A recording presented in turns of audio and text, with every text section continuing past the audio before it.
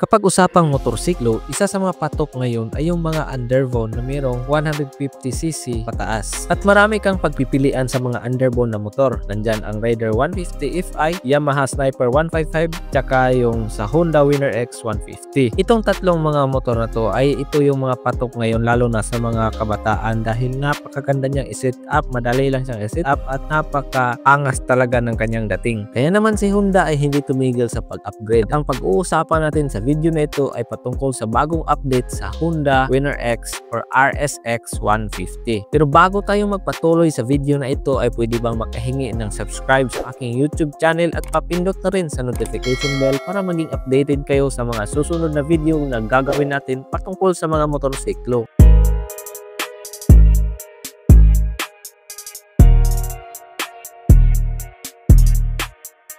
Opisyal na ngang inilunsad sa Honda Malaysia ang bagong Honda RSX Winner na kung saan tampok nito ang mga makabagong teknolohiya at bagong disenyo upang mas lalo itong tatangkilikin ng mga tao. Ang Honda RSX Winner ay dinisenyo para gamitin hindi lang sa pang-araw-araw na biyahe sa lungsod, sa city, ay pwede rin itong gamitin sa mga weekend rides, sa Sunday rides, marilaki rides dahil mayroon itong ilalabas na performance. Alam naman natin lahat na yung unang nilabas ng Honda Winner X 150 ay napakatibay at subok talaga itong motor na to sa mga kurbada, sa mga paahon at sa kanyang performance, sa kanyang fuel consumption ay marami talagang nagkagusto. At dito naman sa bagong labas nila na Honda Winner RSX 150 ay in-upgrade talaga ni Honda ang kanyang engine spec. Sa engine displacement niya ay meron itong 149.2 cubic centimeter na merong single cylinder, liquid cooled, double overhead cam,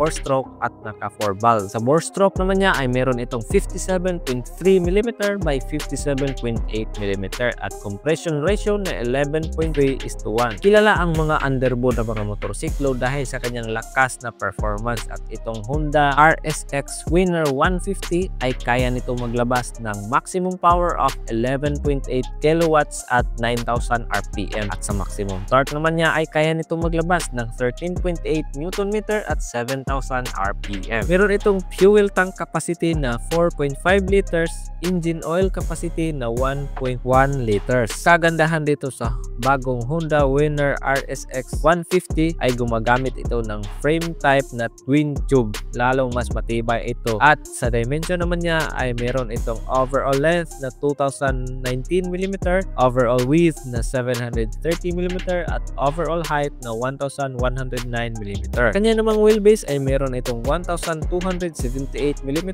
seat height na 795mm, ground clearance na 148mm at curb weight na 123 kg. Sa suspension system naman niya sa harap ay naka-telescopic fork ito at sa likod naman ay naka-swing arm type with monoshock. Naka-disc brake na nga po ang kanyang braking system mapaharap man at sa likod at naka-ABS na din ang harap nito. Sukat naman sa gulong niya sa harap ay meron itong 90-80-17 at sa likod naman ay may sukat na 120-70-17 at harap at likod ay naka-tubeless na. At napakatipid nitong motor na to na kaya niyang tumakbo ng 50 km per liter. Isa sa mga bagong features sa motor na to ay yung meron na itong assist and slipper clutch na kung saan pumipigil ito sa pagdulas sa likurang bahagi ng gulong at tumutulong na mas magaan at maayos na paggamit ng clutch. Malaking tulong ang slipper clutch sa pagpapanatili na stable pa rin ang motor mo lalo na sa mga biglaang pagpreno o agresibong downshift. Another feature sa motor na to ay yung meron na nga po itong